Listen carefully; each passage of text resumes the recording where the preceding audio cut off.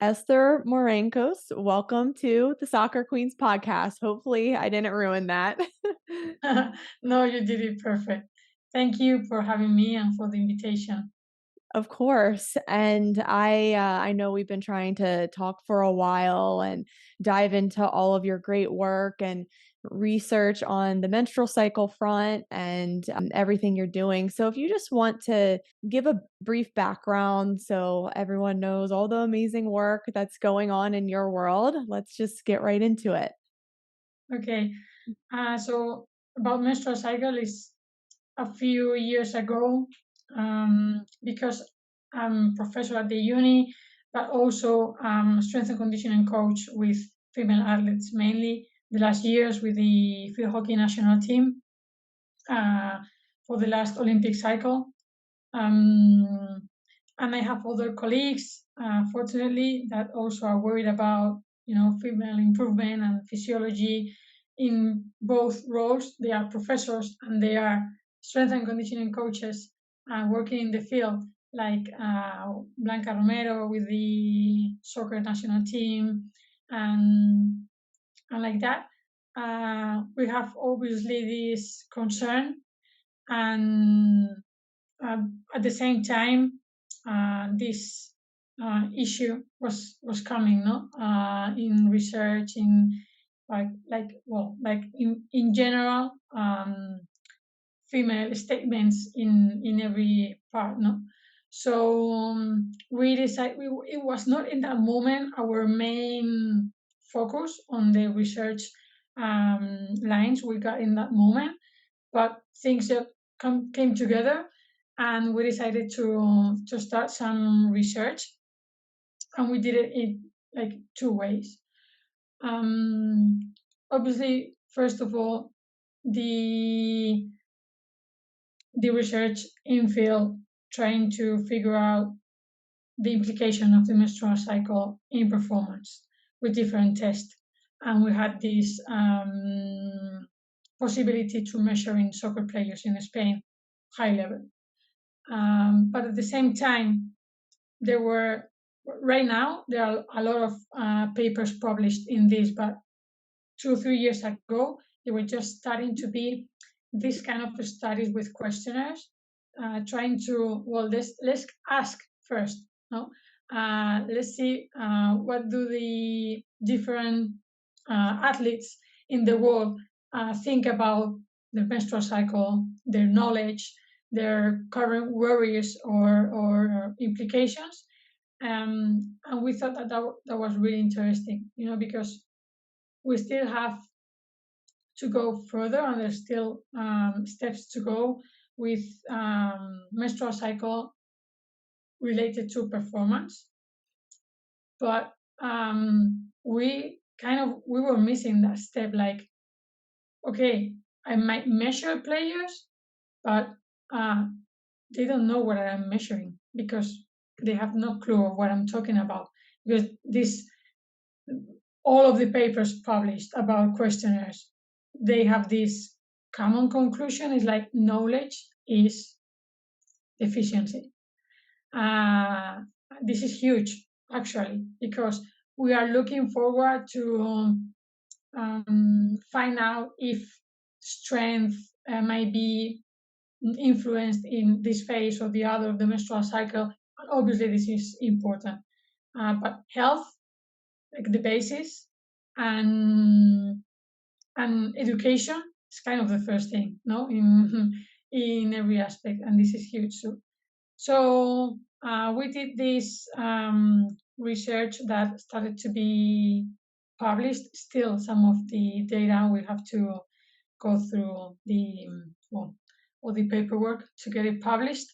But one of the main conclusion was the individual variability.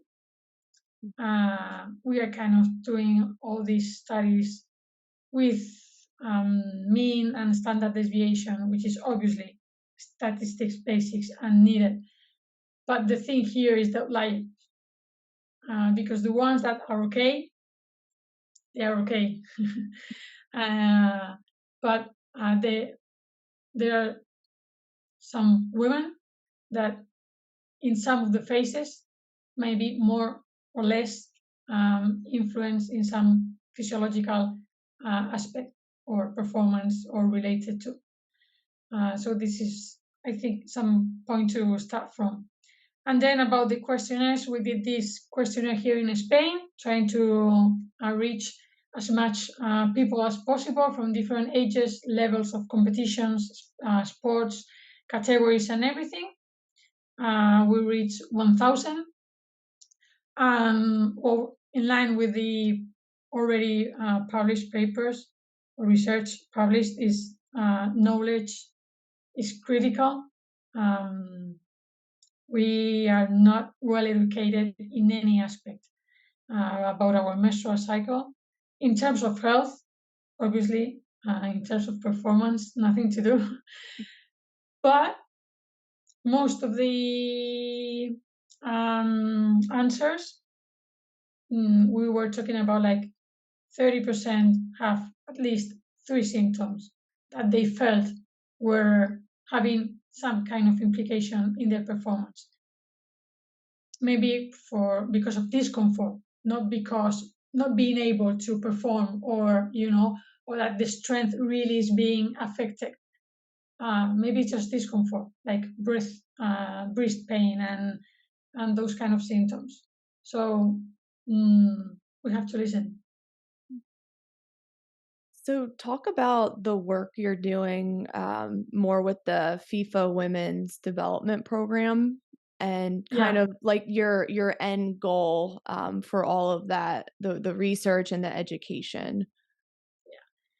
this is for me. It's been a really nice year, actually, because when you have the opportunity to mentor and try to guide with your own experience and knowledge and the knowledge of the team, like the all the mentors that are in the program, sharing in our meetings, and then trying to get everything with the teams. It's like it's a really nice way to learn or to improve.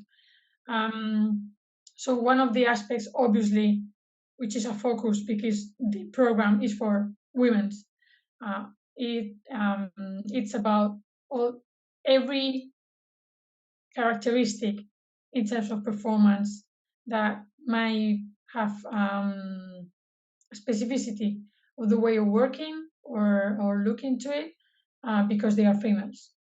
So even if obviously each mentor works with a team, and when you start to work with that team, that country, each country has their own context. They might be, because of their structure, they might be have better resources in nutrition or not, or so you also have to listen to what they need, and focus on that, because some of them they might be going further with their steps and progress in some areas and not in others. But in general, menstrual cycle, because also Georgie Brumberls is implicated in this program, leading that part. We try to make sure the team is working with that. So the first thing is to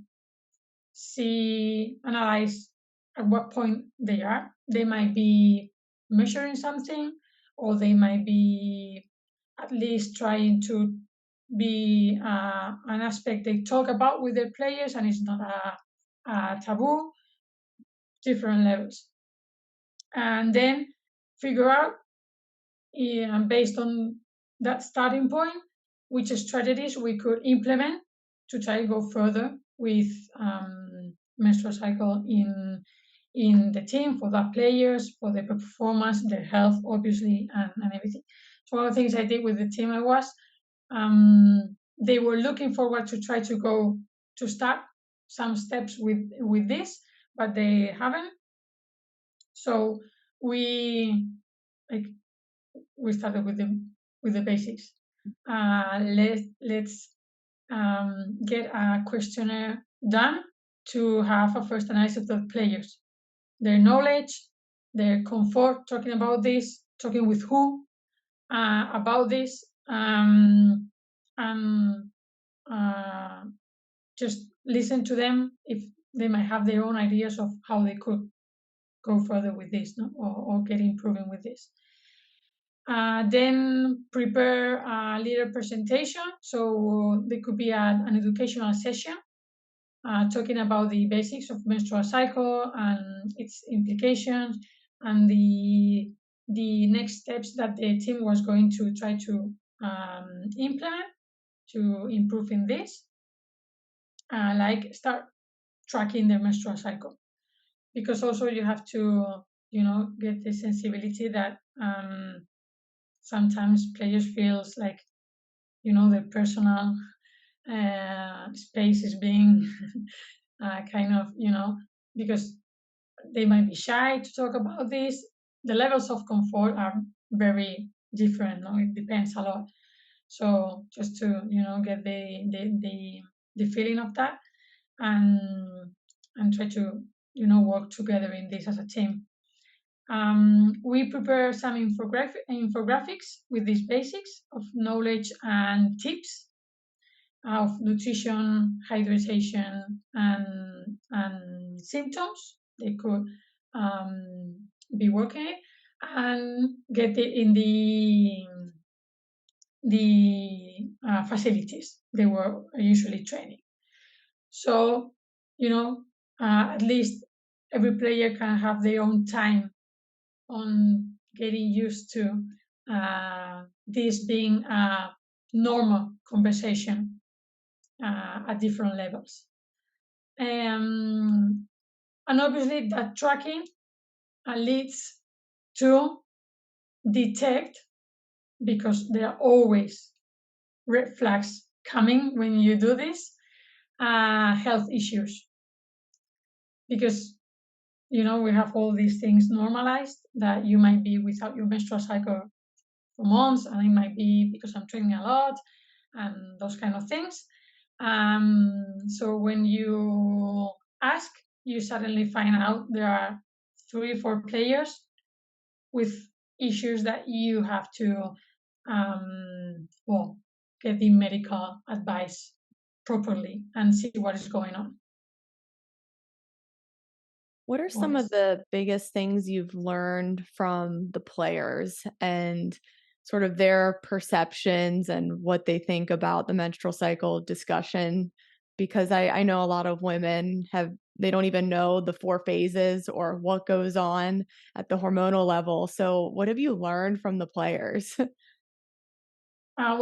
This kind of educational session and tracking a process, I did it also actually in the national team with the field hockey when I was the strength and conditioning coach. And also, obviously, when we were in the research, measuring with the soccer players, um, we have to get these first questionnaires and everything. And uh, I mean, there's so much to get done with education. We have no clue, most of them. And and also, and in soccer, like in the Spanish league, which is growing lately. So you have players from different countries, and this is huge because here in Spain, well, we might have a open culture about it, even though each person may have different levels of comfort talking about this or whatever. But there are players coming from Africa, from I don't know, East countries with other cultures, where actually talking about this is is a problem. But it affects their performance because they have a lot of pain or discomfort, and they are not going to talk about it.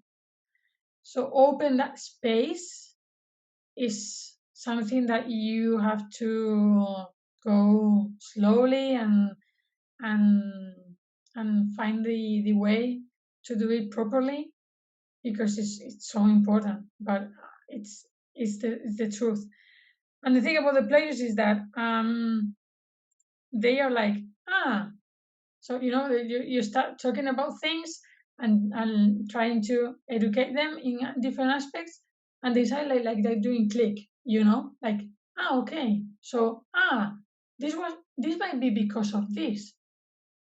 So maybe I don't have to have this much pain, or maybe this is because I am so tired. And it's like, whoa, whoa.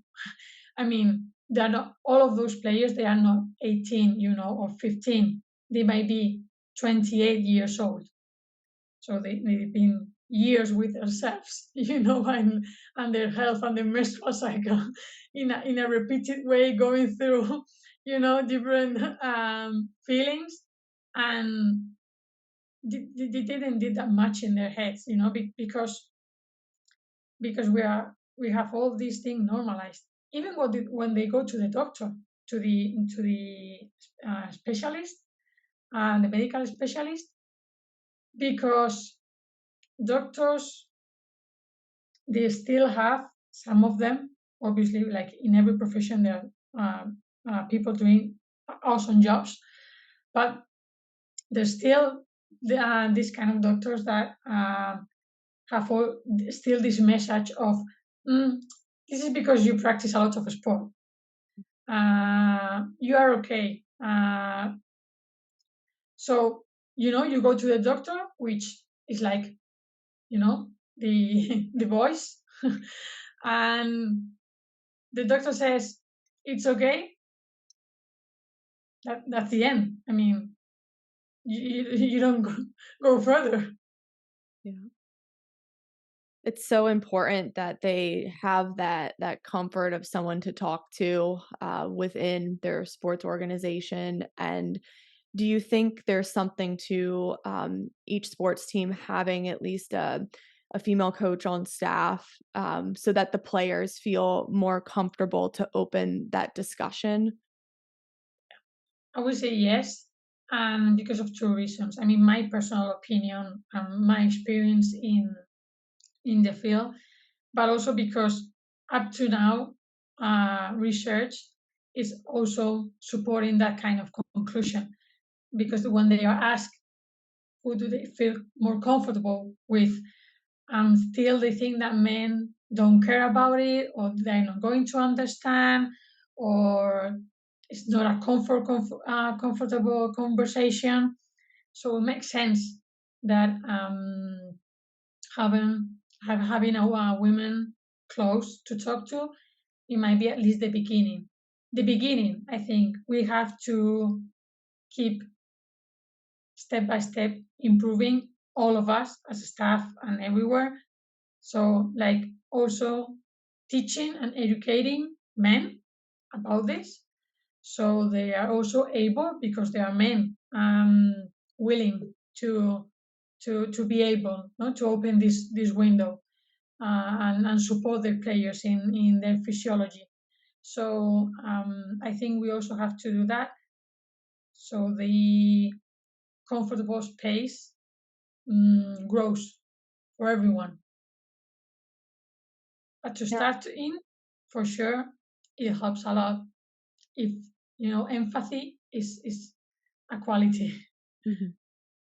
What are some of the things you're recommending to players when they say that they experience uncomfortable symptoms, and just sort of the practical application that you're helping them Mm. with? I think we have a lot of recovery strategies right now. A lot. I mean, it's something that became few years ago really, really important. It's not about just the training time, it's about how you recover afterwards, no? And there's all these strategies, and new ones, with new technology, coming. And sometimes the small things you can do, the same way you will face any other symptom, because any other aspect of your life. Like, for example, you might be not be sleeping good enough because of exams, or personal worries or problems, or whatever. And when you are in that situation and you got asked in your wellness questionnaire, in your team, and all that kind of tracking, we make monitoring the players and everything, you answer because and then the strength and conditioning coach or the staff, it's okay. Let's watch this player. She's been 3 days without not well, with bad recovery in terms of sleeping. Let's help her with getting some quality on that. Different strategies. So if you are sleeping bad because of the menstrual cycle, the phase you are on, or maybe because you got pain that night, do the same. Take the same time to pay attention to your recovery as you will do for the other reason. Because for the other reasons, everyone is online that we have to recover and get the foam roller and stretch and um, ice baths and all the things we have in the menu. But if it is because symptoms of a menstrual cycle, it's something that I cope with. I mean, I have pain, I have pain. No, I mean, if you feel tired, we might can also apply these strategies to your tiredness and help. And even more further, if you get to know yourself because you track yourself and start learning about yourself, you may be able to anticipate and be used to better routines those days and help yourself. I love that, and it's a really proactive approach, and just letting these ladies know that you can control your symptoms and you can manage them a lot better, and I think that's the education piece that we've missed for all these years. A lot of women have been like, "Well, these negative symptoms are just a part of it." Yes, they are, but we can do our best to really navigate them and feel a little bit better for performance. Now, you are also in S&C, so I just want to touch on that a little bit and what you're focusing on in your programs.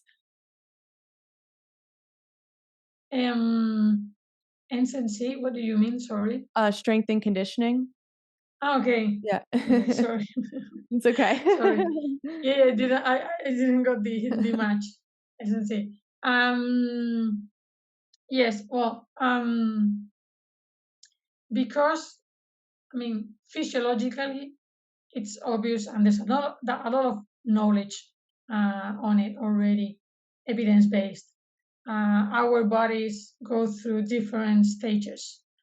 That doesn't mean that that different stages influence in everything in our lives, because actually one of the really magic characteristic of these bodies we have is that the body tries to find balance and homeostasis everywhere. No? It's their job to get done and be okay. So it's part of the physiology. So maybe if I mean, the one thing is the research and the knowledge you get from that research. And the thing is the day by day you're trying to do with your players or your athletes. So once the basics, education and knowledge and tracking are on their way, so we have at least the basics to then build the rest. Um, the next thing is the recovery strategies and apply all the kind of resources we have, and that means also nutrition, which plays a critical role and really can be helpful. Um, and then, well, I've learned a lot with Ana Carceller, which is a doctor here in Spain, about her variability in the menstrual cycle, which is not that difficult to measure, and you get to learn a lot of yourself. I did it myself, and it was really insightful. Mm, So also to see that your body may be in different states. So listen to it, and let's take this also into account when we train. So if I'm not feeling, you know, um, the best of me, the paper may the Excel may say that we have to move, I don't know, 100 kilos in the squat today, which looks really nice. But if it's not the day, it's not the day. I mean, those adjustments that we are actually as strength and conditioning coaches, we are used to making those adjustments constantly because of the reasons. I mean, because for example, if we are talking about the gym part, because the field part was better or worse, or they look tired, or one of the exercise was going so nice that we pushed a little bit more. So we've been, it's not was the expectation, but we've been dedicating more time to high speed running for whatever the reason. Then you have a plan for the week, for the day, but you decide to adjust and say, okay, this has been the training, so let's do this in the gym and get the balance okay. And obviously, that makes sense what we are doing. No, we are not just doing because it's the Excel to go with the check. So I think it's a good thing to do, because when you are working with a team, there are a lot of players, and it's not easy to meet all the expectations and all the individual parts. Um, so just with education, it's easier that they verbalize how they feel, and if any adjustment needs to be done, whatever the adjustment, it might be the volume, the intensity, the number of exercises, the kind of exercises. Help the body to go through the day and get as much as possible from it. Now, what are some exciting things you have ahead for the rest of the year and next year? I'm looking forward to start again the FIFA program. So obviously it ended with the World Cup, that phase, and then start again and have these meetings of recap and feedback, which are really nice. With all the colleagues sharing and analyzing the process to keep improving. Hopefully, keep going with further analysis with the data we still have, because we also did some saliva analysis, which is something that's still difficult to walk that path. But I think it's like hormonics and this kind of projects is might be the future, because blood is expensive, is invasive. So saliva measurements may be something that can help more with the monitoring, with the information we get, and with the things then we can implement. So we measure also saliva, but we've frozen all the measurements. Then we have the results months afterwards. Is research, but looking forward to be able to do that kind of things in field. Still, we have to jump that gap. Trying to do that with other kind of innovation projects, not just research. And more or less. That's so exciting. So we will be sure to keep an eye out and follow up with all your great work. Where can everyone find you or get in touch with you?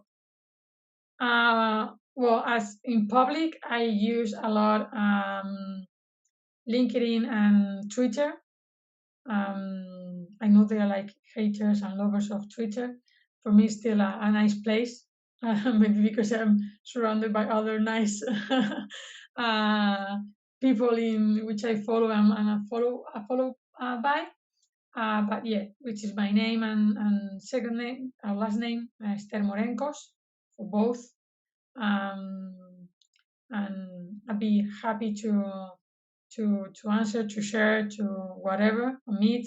Uh, I really think, I mean, I really appreciate your job, Erica, your book. I've been following you for a while. All the sharing, all the knowledge you try to get in, the community, to make something that it's useful for the day by day, and also with this conversation. So we appreciate it. Thank you. And yeah, your work is appreciated too. Without research and the science part of it, I wouldn't be able to do my job and apply. So we all can work together. But I'll make sure everyone follows up with you. I'll leave all of your links in the description below. So I appreciate you coming on. And everyone else, we hope you enjoyed this episode. And I will see you next time.